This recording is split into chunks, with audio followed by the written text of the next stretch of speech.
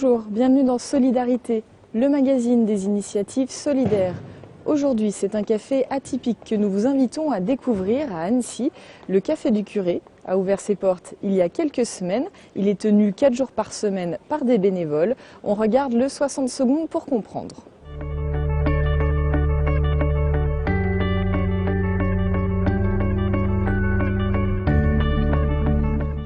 En janvier 2016, le Café du Curé ouvrait ses portes sur les bords du Thioux dans la vieille ville d'Annecy. Un endroit de rêve pour concrétiser un projet original. Car le Café du Curé est le fruit de la volonté d'un homme, le père Philippe Muller, curé de la paroisse Sainte-Jeanne de Chantal et d'un groupe de paroissiennes séduits par cette idée de créer un lieu de convivialité et de rencontre, un lieu pour sortir l'église hors de ses murs, un lieu pour être au plus près du quotidien de ceux qui s'arrêtent pour prendre un café, une tisane ou un jus de fruits. Le Café du Curé ne sert pas d'alcool, juste un petit gâteau pour accompagner la consommation et des tarifs accessibles au petit budget. Je suis avec Charlotte Boniface, bénévole et fondatrice du Café du Curé. Bonjour. Bonjour. Alors comment ce café atypique est né ici à Annecy?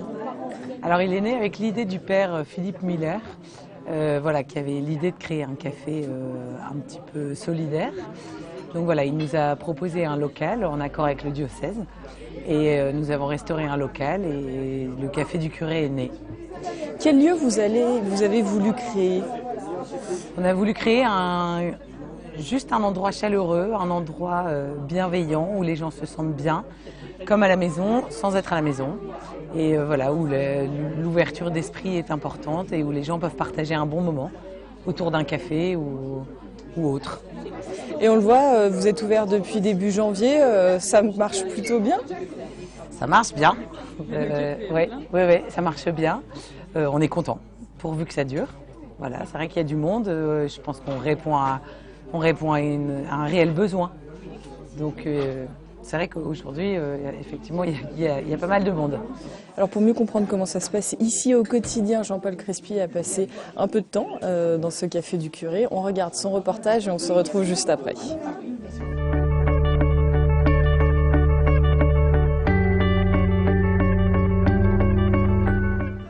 Sur le quai de l'Évêché, dans une bâtisse qui appartient au diocèse d'Annecy et rénovée pour la circonstance, une équipe de bénévoles anime le café à tour de rôle en fonction de leur disponibilité. Car elles sont toutes mères au foyer et profitent des créneaux horaires laissés libres par leurs enfants pour s'investir dans la vie du café. Un bénévolat original, volontaire. Elles se sont donné une mission, briser la solitude et tenter de tisser un nouveau lien social. Je dirais bienveillant. Parce que c'est ce qu'on veut apporter aux gens et pas de jugement. Quand vous discutez avec les gens, certains vous disent « Ah, depuis que le café est ouvert, c'est ma joie de venir prendre mon petit café le matin, de discuter avec quelqu'un. » Et finalement, à Annecy, les gens sont seuls, plus une certaine tranche d'âge, mais ils partagent peu avec d'autres. Si en plus ils sont venus ici pour des raisons professionnelles ou autres, ils n'ont peut-être pas un cercle d'amis fort et ils ont un endroit où ils peuvent discuter avec leurs voisins, où ils peuvent discuter avec les bénévoles et sans jugement et sans valeur négative. Le café est un lieu d'accueil, de rencontre et de partage, un lieu d'écoute, un espace chaleureux, sans prosélytisme. C'est un endroit convivial où on peut passer un moment agréable sans sentir le poids du commerce. C'est pas tout à fait comme un café ordinaire. Il n'y a pas de bénéfice en général. C'est pas pour 1 euro qui coûte grand-chose. Enfin, un relais où il y a la liberté, où il y a la gentillesse et la générosité. On n'est pas anonyme. Quand on arrive, là ça fait déjà quelques fois que je viens, quand je rentre, elle dit bonjour Monique. C'est plus sympa qu'ailleurs, on dit éventuellement bonjour madame, mais c'est pas sûr. Il y a une dame un jour qui m'a dit « Ah mais rien que d'avoir votre sourire quand on ouvre la porte, et d'avoir un moment pendant 5 minutes où on me parle, ou 1 heure avec le sourire et avec joie, ça nous met du baume au cœur pour toute la journée. » C'est formidable. Fidèles à leur tradition, les bénévoles accumulent maintenant les projets. Café débat, café philosophique, rencontre littéraire. Le café du curé s'ouvre sur le monde tout en maintenant son cap, offrir dans la vieille ville d'Annecy un lieu paisible de partage, ouvert à tous. Alors, qui passe la porte de ce café du curé? Qui passe la porte? Vous, moi, votre mère, votre grand-mère, le voisin, tout le monde. Il peut y avoir, il y a de tout, toutes les tranches d'âge, toutes les catégories socio-professionnelles, des gens seuls, des gens isolés, des mères de famille, des gens qui travaillent, tout le monde. C'est un esprit qu'on ne retrouve pas dans tous les cafés? Non, je pense pas, parce que justement le pilier de ce café, c'est la bienveillance. Donc on vient dans ce café avec, on passe la porte, les gens vous sourient, les gens sont là pour passer un bon moment, pas dans l'anonymat. Donc vraiment le but de ce café, c'est celui-là. Et comment vous, parce que le café est tenu par des bénévoles, oui. Comment vous créez cette bienveillance-là? Est-ce qu'il y a besoin de la créer? Il n'y a pas besoin de la créer, parce que quand les gens adhèrent à ce projet, naturellement, ils sont bienveillants. Donc quand les gens s'inscrivent pour faire du bénévolat dans le café, voilà, ils prennent le tablier qui est là, et c'est déjà signe de bienveillance. C'est-à-dire qu'ils nouent le tablier pour se mettre au service de l'autre. Et à partir de là, se mettre au service de l'autre, c'est aussi savoir l'écouter et lui apporter un moment de bonheur. Et voilà, le principe, d'où ce tablier, qui est tout bénévole qui prend son service, noue le tablier. Et la bienveillance entre les clients, elle se crée aussi naturellement? Elle se crée aussi. Alors pas toujours, hein. Ça peut arriver que les gens viennent juste boire un café aussi, on va pas... mais la plupart du temps, oui, les gens rapprochent les tables, qu'on a volontairement pas beaucoup éloignées, et discutent ensemble. Il y a d'ailleurs des gens qui se retrouvent maintenant pour jouer tous les mardis après-midi. Donc bon, bah, c'est des gens qui étaient peut-être seuls et qui, 3 heures par semaine, partagent un moment de jeu et de plaisir avec d'autres. Il y avait besoin d'un lieu comme celui-ci, ici à Annecy?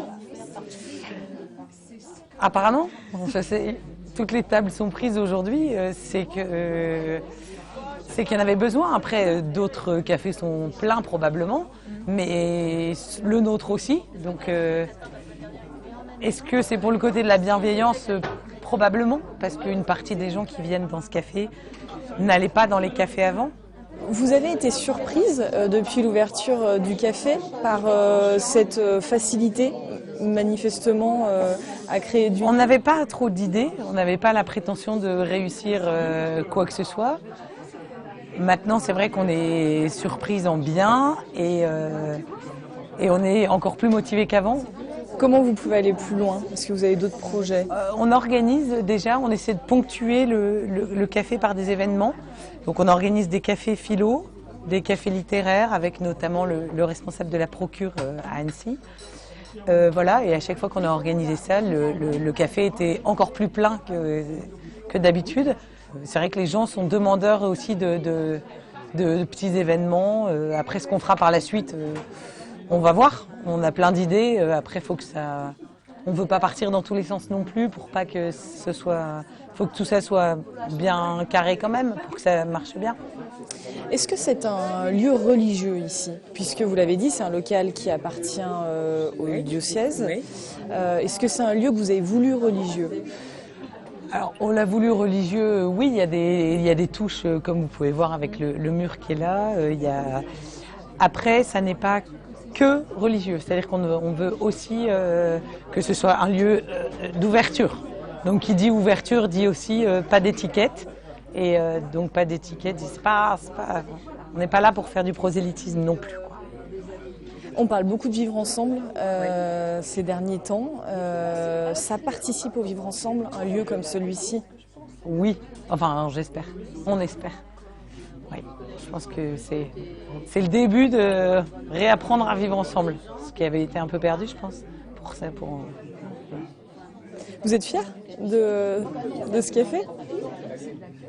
Fier, non, le mot est peut-être un peu... On est content, on est heureuse, on s'est donné du mal, on a pris pas mal de temps. On est fière, je sais pas. On est contente de voir que les gens passent un bon moment ici. Après voilà, on n'a pas plus de prétention que ça, mais on est content. On est contente du résultat et pourvu que ça dure, quoi. Et à l'heure du déjeuner, nous, on n'est pas un resto. Par contre, les gens peuvent venir avec leur sandwich ou avec leur plat. On a acheté un micro-ondes. Et voilà, donc les gens peuvent déjeuner ici s'ils amènent leur déjeuner. Voilà. Merci beaucoup. Voilà, de rien. Et puis on va se quitter avec les mots d'une de vos collègues, Nathalie Deher, qui est bénévole et qui a fondé avec vous ce café du curé. On l'écoute.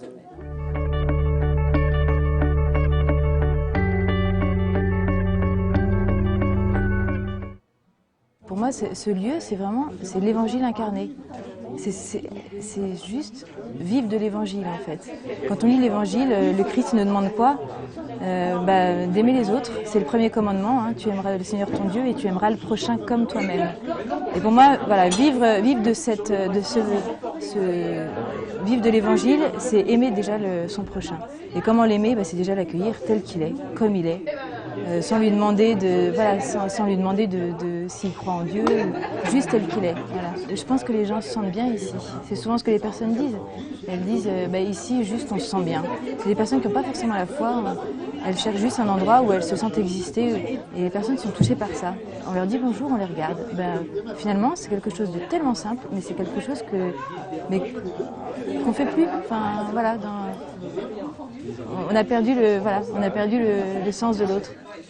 Une personne qui arrive, qui est seule chez elle, une personne âgée qui vient, une personne à la rue qui vient aussi parce que juste elle n'a pas de quoi se payer un café aujourd'hui, plus rien sur elle.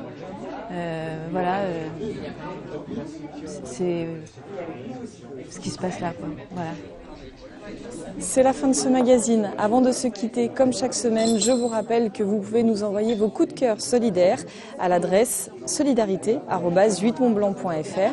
On se fera un plaisir de venir vous rendre une petite visite. En attendant, on se retrouve la semaine prochaine, même heure, même jour.